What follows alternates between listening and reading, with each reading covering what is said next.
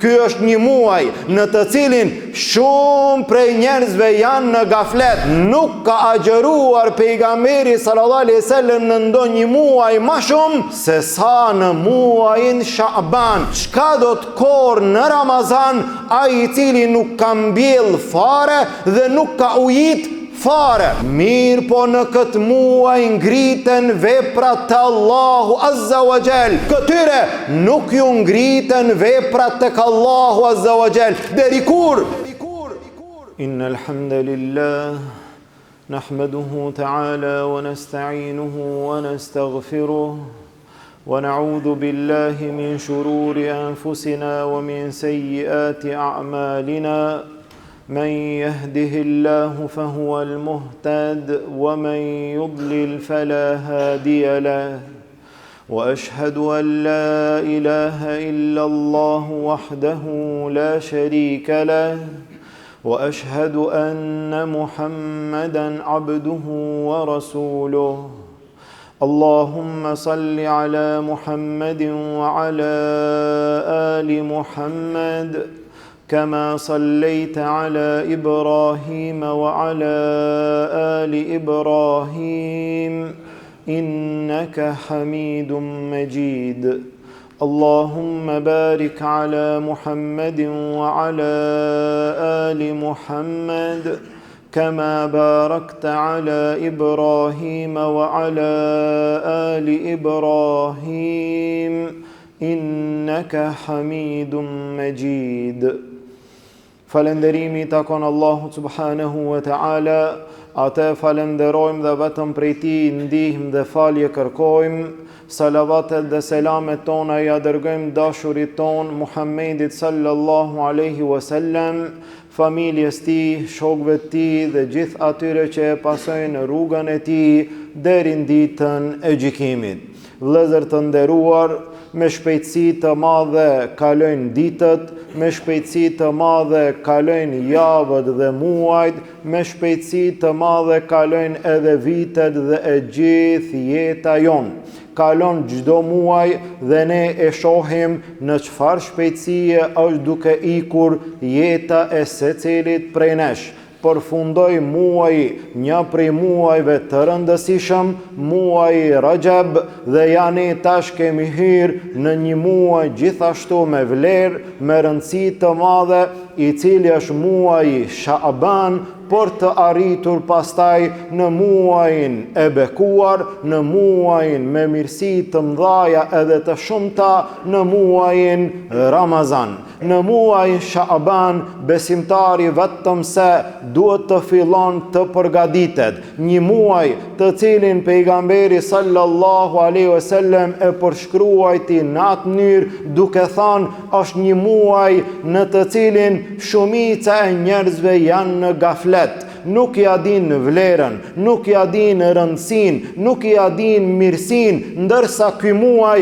është hapi i afërt i muajit të Ramazanit. Në këtë muaj përgatitet besimtari, në këtë muaj fillon të aktivizohet më shumë besimtari në mënyrë që kur të vjen Ramazani vetëm se të jetë i përgatitur për ibadete. Mos të vijë Ramazani dhe ende duke filluar me hi në përgatitjet, në seriozitetin e ibadetit të Ramazanit, ndoshta kalon një pjesë e madhe atij muaji. Përgatitjet fillojnë më herët, të gjithë në aspektet e tyre të dunjas përgatiten më herët. Edhe një sportist i thjesht, edhe një njeri i cili ka punë të rëndomta, edhe një tregtar i cili ka një tregti mesatare, secili në aspektin e vet përgatitet para se të fillon. Përgatitet, i ban stërvitjet, mundohet, angazhohet që kur të hynë në lojë të jep maksimumin. Ai tjetri përgatit mallin, përgatit tregtin, përgatit çdo gjë, kur të vjen sezoni i madh i tregtisë, vetëm se është gati. Besimtari i shikon gjërat në këtë mënyrë, përgatitet më herët që kur të vjen Ramazani, vetëm se është gati për ta shijuar kënaqësinë e ibadetit. Tha Abu Bakr al-Balkhi rahimahullah, tha muaji Rajab është muaji mbjelljes, Muaji Sha'ban është muaji I ujitjes. Muaji I Ramazan është muaji I korjes. Çka do të korë në Ramazan, ai I cili nuk ka mbjell fare dhe nuk ka ujit fare. Besimtari përgatitet. Pejgamberi sallallahu alaihi wasallam tha Aisha radhiyallahu anha, nuk ka agjëruar pejgamberi sallallahu alaihi wasallam në ndonjë muaj më shumë se sa në muajin Sha'ban. Muaj Ramazan agjërohet I tëri, mirë po në ndonjë muaj tjetër nuk ka agjëruar pejgamberi sallallahu alaihi wasallam më shumë se sa në këtë muaj, në muajin Sha'ban, se cili në bazë të mundësive të tij ka mundësi 1 ditë, ka mundësi 2 ditë, ka mundësi 10 ditë, se cili në bazë të mundësive të tij është mirë që ta shfrytëzon këtë muaj të bekuar me ibadete, me agjërim, me lexim të Kuranit, me dhikr, me lutje, me çfarë do ibadeti që I mundsohet atij. Usame bin Zeidi radhiyallahu anhu bani pyetje dhe tha, ja Rasul Allah, nuk të kemi parë në ndonjë muaj të agjërosh aq shumë sa në muajin Sha'ban. Në muajin Sha'ban agjeron shumë pejgamberi sallallahu alaihi wasallam. Tha pejgamberi sallallahu alaihi wasallam, ky është një muaj në të cilin shumë prej njerëzve janë në gaflet. Muaji ndërmjet muajit Rajab dhe muajit Ramazan. Pra muaji Sha'ban, mirë po në këtë muaj ngriten veprat të Allahu Azza wa Jall. E dua që kur të ngriten veprat e mia të Allahu, unë të jem agjërueshëm. Veprat tona, veprat e njerëzve ngriten të Allahu Azza wa Jall në 3 mënyra. Mënyra e parë, veprat tona ngriten për çdo ditë. Dhe atë në kohën e sabahut dhe në kohën e ikindis, pas faljes së namazit të sabahut dhe pas faljes së namazit të ikindis, ngriten veprat tona të Allahu Azza wa Jall. Tha pejgamberi sallallahu alaihi wasallam, e shoqërojnë njeriu me lajket edhe ditën edhe natën. Ato që kanë qenë natën pas namazit të sabahut ngriten të Allahu Azza wa Jall. Vinë me lajke tjera, pastaj në ikindi, ato ngriten të Allahu. Vinë ato të sabahut, Allahu Azza wa Jall ju ban pyetje, si I gjetët robrit e mi, si I lat robrit e mi. Me lajket përgjigjen tek Allahu Azza wa Jall, atejnahum wa hum yusallun, taraknahum wa hum yusallun. Kur erdhëm të ata, ishin duke u fal. Kur I lam ata, I lam duke u fal. Ata që e falin namazin e sabahut dhe ata që e falin namazin e ikindis, I gjetëm duke u fal dhe I lam duke u fal. Këto janë momentet që ngriten veprat tona të Allahu Azza wa Jall për çdo ditë në sabah dhe në ikindi.